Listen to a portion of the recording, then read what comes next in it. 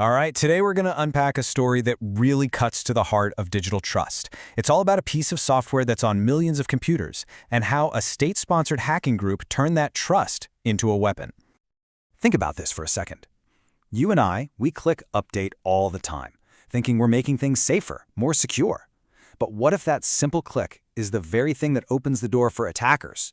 Because in this case, that is exactly what happened.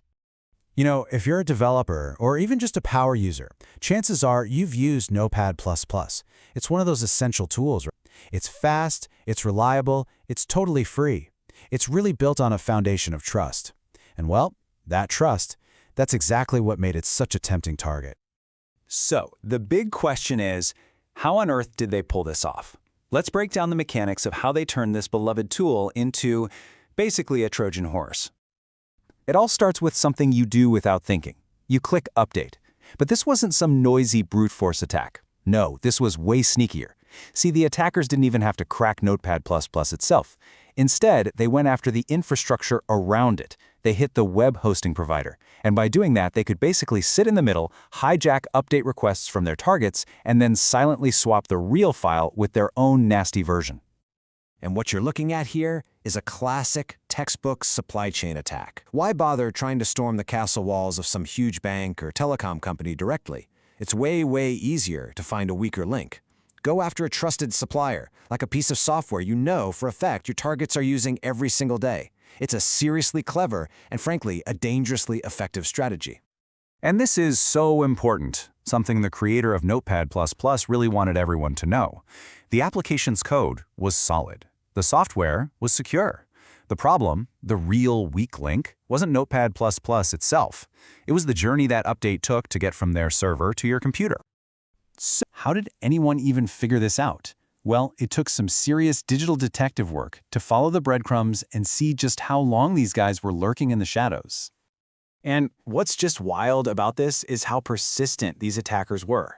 Get this, they first got in around June. Then, in what seems like a total stroke of luck, some routine server maintenance actually booted them out in September. But did they give up? Nope, not a chance. They just used credentials they'd already swiped to keep hijacking traffic for another 3 months. We're talking about a full 6-month window where they were active. Okay, so we know how they did it.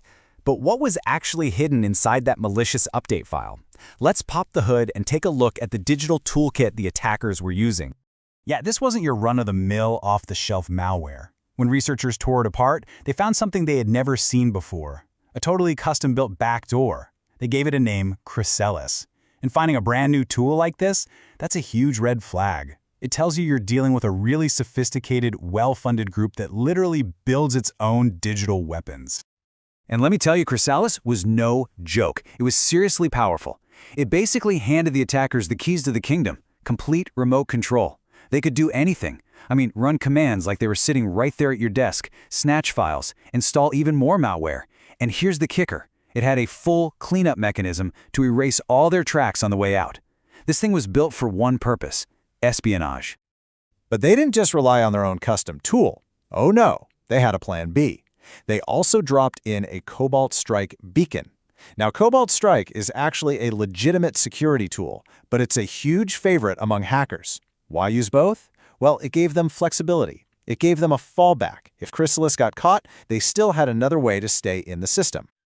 All right, so we've seen the how and the what. That leaves us with 2 big final questions. First, who was actually behind all this? And second, what's been done to stop it from ever happening again?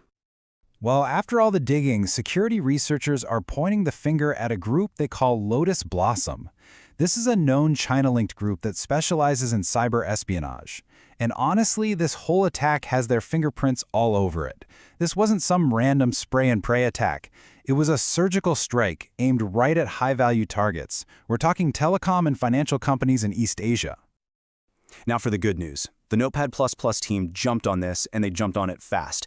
Step 1, they completely ditched that compromised hosting provider and moved everything to a new, much more secure one. But they didn't just stop there, which is great. They also beefed up the software's security. Now the updater does a whole multi-point check. It verifies the certificate and the digital signature, just to make absolutely sure the file you're getting is the real deal and nothing else. Okay, so what should you do right now? The advice here is pretty straightforward. First things first, check what version of Notepad++ you're running. You want to be on 8.9.1 or anything newer.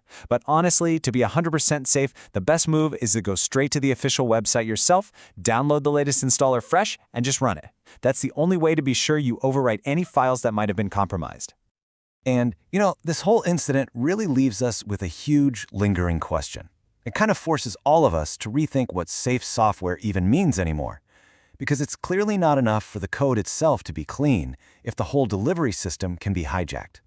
We have to start thinking about the entire journey a piece of software takes to get to us.